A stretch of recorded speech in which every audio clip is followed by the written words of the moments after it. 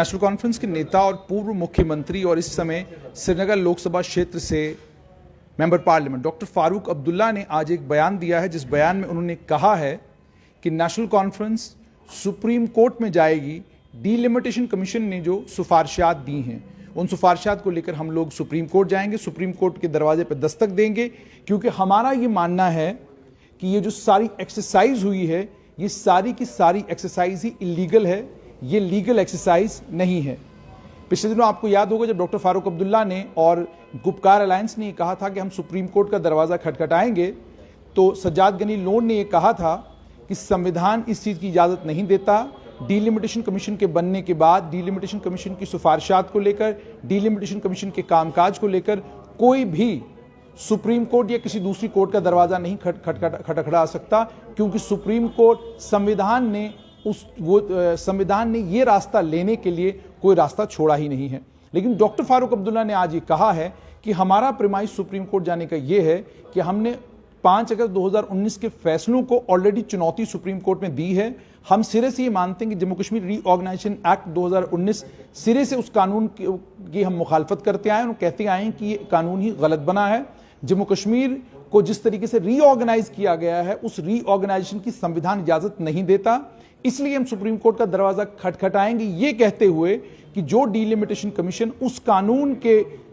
कानून से निकला है, जिस कानून को हमने सुप्रीम कोर्ट में चैलेंज किया हुआ है, उस डीलिमिटेशन कमीशन को क्यों कहां इख्तियार है कि वो कोई रिकमेंडेशन करे या वो किसी किस्म की कोई बात डीलिमिटेशन को लेकर करे। तो ये प्रेमाइस लिया है उन्होंने। उनसे जब ये कहा गया, वो 3 बार इस जम्मू कश्मीर के मुख्यमंत्री रह चुके हैं, उनसे जब ये बात कही गई कि दूसरी बात जब उनसे पूछी गई कि डीलिमिटेशन कमीशन में जब आप गए तो वहां पर क्या हुआ, उन्होंने ये कहा कि हम जब मीटिंग में गए, हमने कमीशन की जो चेयरमैन साहिबा थी जस्टिस रंजना देसाई, हमने उनको ये कहा कि ये कमीशन इलीगल है, क्योंकि हमने एक पिटीशन सुप्रीम कोर्ट में डाला है जिसके जरिए हमने इसे चैलेंज किया हुआ है रीऑर्गेनाइजेशन को। तो chairman justice retired Sanjana Desai ने पूरी उनकी बात सुनी और उन्होंने कहा कि मैं जो काम कर रही हूं वो काम मुझे सरकार ने दिया है, और सरकार ने जो काम मुझे दिया है उसके लिए बाज़ाब्ता तौर पर कानून बना हुआ है, और उसी कानून के तहत जो है मैं अपना काम कर रही हूं। उसके बाद उन्होंने दूसरी बात ये भी कही कि जो कुछ सुप्रीम कोर्ट फाइनली कहेगा ये वो कमीशन पर बाध्य होगा, और उससे पोजीशन क्लियर होती है। उसके बाद उन्होंने और भी पैरामीटर्स एक्सप्लेन करे, और उस पर डॉक्टर फारूक अब्दुल्ला ने अब कहा कि हम सुप्रीम कोर्ट का जाकर दरवाजा खटखटाएंगे। जब उन्हें यह भी कहा गया कि सुप्रीम कोर्ट डीलिमिटेशन कमीशन की सिफारिशात को लेकर इंटरफेयर नहीं कर सकता है, तो उन्होंने वही बात कही जो मैं आपको ऑलरेडी कह चुका कि उन्होंने कहा कि एब्रोगेशन जो जम्मू कश्मीर के स्पेशल स्टेटस का हुआ है, उस एब्रोगेशन से ये डीलिमिटेशन कमीशन बना है। तो इसीलिए उन्होंने कहा कि हम सुप्रीम कोर्ट जा रहे हैं, बाकी लोग भी गए हैं। जब उनसे यह पूछा गया कि डॉक्टर जितेंद्र सिंह ने डीलिमिटेशन कमीशन की मीटिंग के बाद कहा कि डीलिमिटेशन कमीशन की मीटिंग बड़ी खुशगवार माहौल में हुई, तो डॉक्टर साहब ने कहा कि आप लोगों ने हमसे तवक्का क्या रखी थी? डॉक्टर साहब क्या सोच रहे थे कि हम वहां अंदर लड़ाई करने के लिए गए हैं? हम गुंडे हैं? हम गुंडे नहीं हैं, हम वहां लड़ाई करने के लिए नहीं गए थे, हम वहां पर अपनी बात रखने के लिए गए थे। हमने अपनी बात रखी, और अब 31 दिसंबर 2021 से पहले हम अपना लिखित रूप में जो कुछ कहना होगा वो डीलिमिटेशन कमीशन को कहेंगे। तो उन्होंने ये भी कहा, चूंकि रिपोर्ट प्रिलिमिनरी है, कमीशन जो है उसने ये भी देखा होगा कि कितनी सारी कम्युनिटीज जो हैं वो सड़क के ऊपर हैं और वो ये कह रही हैं, और उन्होंने ये भी कहा, ये बड़ा हैरान करने वाला है कि डॉक्टर फारूक अब्दुल्ला वही कह रहे हैं जो एकजुट जम्मू के चेयरमैन एडवोकेट अंकुर शर्मा कहते हैं।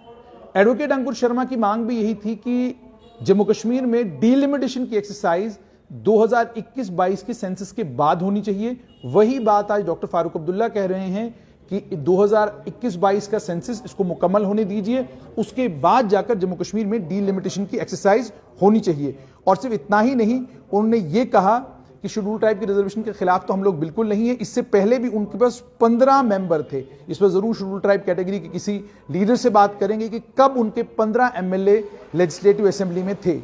उसके बाद उन्होंने ये कहा कि कश्मीरी पंडित भी बात कर रहे हैं, सिख भी बात कर रहे हैं, पाकिस्तान के कब्जे वाले कश्मीर से आने वाले लोग भी अब मांग कर रहे हैं कि उनको भी इसमें हिस्सेदारी होनी चाहिए। तो उन्होंने कहा कि ये डीलिमिटेशन कम्युनिटीज को और ज्यादा डिवाइड करेगी, और ये बहुत दुखद है, तो दूसरा उनको जब ये कहा गया कि सज्जाद गनी लोन और अल्ताफ बुखारी ये कह रहे हैं कि आप मीटिंग में शामिल हुए, आपने जो है कश्मीर के लोगों के साथ विश्वासघात किया है, तो उस पर उन्होंने ये कहा कि अगर हम नहीं भी जाते तब भी उन्होंने यही बात करनी थी, क्रिटिसाइज करना था। जहां तक क्रिटिसिज्म का ताल्लुक है वो हमारी जिंदगी का हिस्सा है और हमें क्रिटिसिज्म से कोई फर्क नहीं पड़ता। तो उन्होंने ये भी कहा कि उसके अलावा उन्होंने देश को बचाने की बात की, एनफोर्समेंट डायरेक्टरेट और सीबीआई को लेकर भी उन्होंने बातें की हैं। लेकिन आज डॉक्टर फारूक अब्दुल्ला ने बड़ा बयान दिया है कि जम्मू कश्मीर में डीलिमिटेशन जो है 2021-22 के सेंसस के बाद होनी चाहिए और हम इस डीलिमिटेशन कमीशन की एक्सरसाइज को, जिसकी ड्राफ्ट रिकमेंडेशंस के ऊपर जम्मू कश्मीर में बवाल है, इन ड्राफ्ट रिकमेंडेशंस को लेकर हम सुप्रीम कोर्ट का दरवाजा खटखटाएंगे। और जब उनसे पूछा कि प्रेमाइस क्या है, किस बुनियाद पर जाएंगे, तो उन्होंने कहा बुनियाद यह है कि हम सिरे से ही उस कानून को खारिज करते हैं और उस कानून को असंवैधानिक मानते हैं, जिस कानून के जरिए यानी जम्मू कश्मीर रीऑर्गेनाइजेशन एक्ट 2019, जिसके जरिए जम्मू कश्मीर को 2 यूनियन टेरिटरियों में बांटा गया था।